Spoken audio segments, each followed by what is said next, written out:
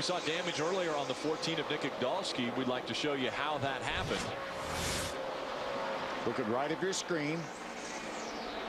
Hessert looks as though he's trying to come onto pit road, so he's slowing down, and so to avoid him, Steve Fox in the 28 car actually came to the inside, and then the 14 absolutely had nowhere to go, Wendy.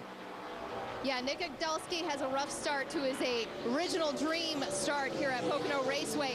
He had nothing to do, according to the radio communication, at the damage on the right front. There was nothing they could do, is what the spotter reported back to Nick. You could hear the frustration in his voice. They tried to calm him down by just saying, listen, we can get this damage fixed, get you back out there, and still be semi-competitive for the day, as he's come to a stop, and the team is working on that right front damage. Semi-competitive is not what Nick Igdalski likes to hear, but how about this battle? Chad McCumbee just in front of Steve Arpin. Yeah, Steve Arpin has chased down Chad McCumbee. Chad started in a 10th position. Steve Arpin qualified 14th. Both cars well into the top 10 now. And working their way toward the front, but they've got a ways to go to catch up to these two. Out front, Mikey Kyle and Craig Gose.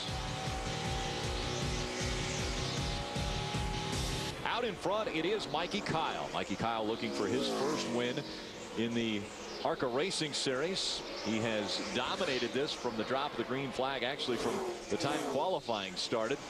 He has been out front. There's Craig Gose trying to get win number 1 in his career. 2 runner-up finishes already this year we talked about. Wendy, what's going on with Craig Gose's day? Craig is a little tight off. He said his car starts to walk up the racetrack. He can't keep it on the bottom quite like he wants to. Obviously, Craig has a fast race car. He's been in the top 2 all day long. I know on the next round of pit stops, they will make those adjustments for that tight off condition. Running in the 3rd spot is the 44 of Frank Kimmel. Now, he has 74 wins in the ARCA Racing Series, but his last one came at Salem in 2008. So it has been a long stretch since Frank Kimmel has been to victory lane. I think they're all the drivers in the field, if you add up all their wins, besides Frank, it's 16. And he's won 74.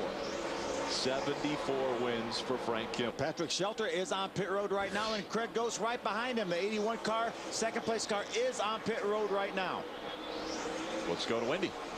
And the 60 car of Patrick Shelter is one of the first guys to get to pit road. He's going to make some adjustments for his very loose race car. Now, the Craig Gose to the 81, who was in 2nd, elected to come down pit road. They also are making some adjustments on that right rear side with wedge adjustments. He has been very loose. 4 tires, a solid stop so far for the 81. We're continuing on the 81 of Craig Gose. 4-tire stop for that car. He's been very strong.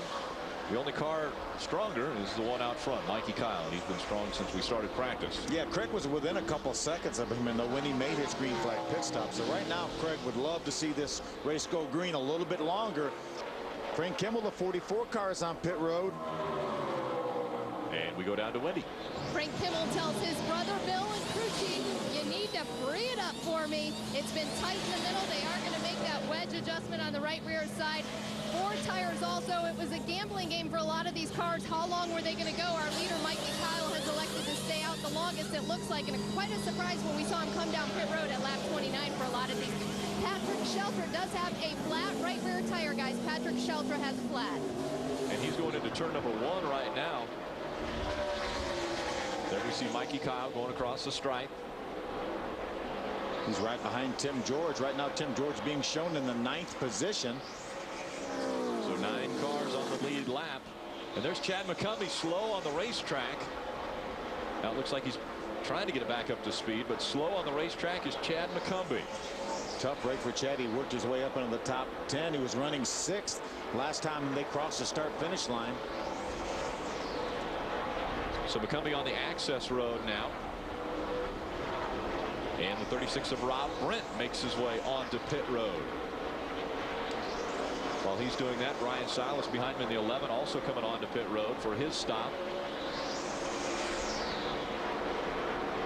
Rob Brent has to make the long trek all the way down toward the front of pit road for his service. Rob has worked his way up into the top 5 after starting back in the 33rd position. Looks like pretty routine pit work right now. I don't see any wedge wrenches in the rear window. Could be an air pressure adjustments. The 17 of Chase Mattioli has also been on pit road and made his pit stop. Justin Marks, the 32 car, on pit road right now as well. Rob Brent, a good stop. Back out onto the racetrack.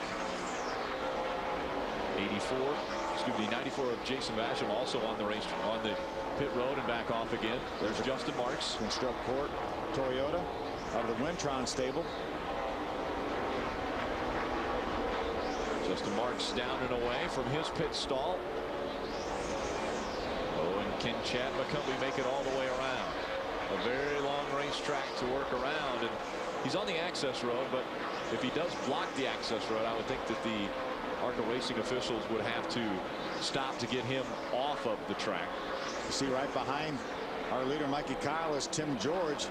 That is a battle right now for the lucky dog position if the caution were to come out right now, and it looks like it will, because I don't know, Chad McCumbee is still rolling ever so slowly, but whoever is in front of this battle will get the Aaron's lucky dog. Right now only 4 cars on the lead lap. That's because Mikey Kyle has not come down onto pit road for his service. As we're closing in, and Steve Arpin slow on the racetrack. I think these guys are running out of gas. Steve Arpin potentially running out of gas. Chad McCumbee, he would have ran out of gas early if that's the case. As we see Chad McCumbee almost coming to a stop. That is at the entrance of pit road. The ARCA racing officials are going to have to throw a caution if he's not able to get this one going. The 55 also slow. Jim, what's going on with him? They thought they could go to lap 36, but that car is out of fuel. Caution's out, and they're celebrating in the leader's pit. I would imagine so. I think we only have about 3 cars right now on the lead lap. We'll get an Aaron's lucky dog, but and it looked like Bobby Gerhart may have gotten in front of Tim George to be in the position to get that Aaron's lucky dog. Yeah, there are 3 cars scored on the lead lap. Mikey Kyle, Chad Finley, and Craig Gose. You see Steve Arpin making his way onto pit road, but not before the caution flag flew. That's when your pit strategy works. You've got the fastest car and you have the best luck. How about that? You don't normally see celebration for a caution, but in this case it is merited. Yeah, well, absolutely, and no accident, no incident. Nobody had any trouble other than obviously running out of fuel or whatever happened to Chad McCumbee. And we're getting a report that indeed Bobby Gerhart was able to get by Tim George to be in that spot to get the Aaron's lucky dog. So Bobby Gerhart will get a free pass back to the lead lap. Has made it work. Bobby Gerhart raced his way to the point where he was eligible for the Aaron's lucky dog. And he may be out of gas.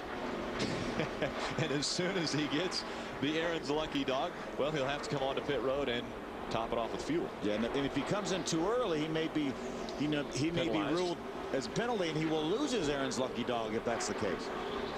He is going to make it to pit road. He's on the end of pit road right now. And another car that has stalled as exiting pit road. Is that the 17 of Chase Mattioli? Oh, wow. What a horrible break for that young man that's having such a great run. Was having such a great run. Again, the reason for the caution coming out was the 1 car of Chad McCumbee stalled at the entrance to pit road. The ARCA racing officials decided that they would have to assist that car to get it into its stall, and so the caution flag flew. When it flew, there were only 3 cars on the lead lap. Take a look at that. The drive shaft coming off of one of the cars. I wouldn't doubt that might be Chase Mattioli's drive shaft right there.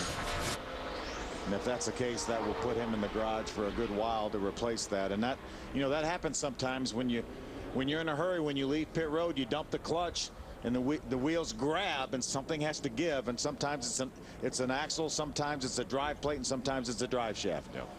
And so the problems for the 17 of Chase Mattioli.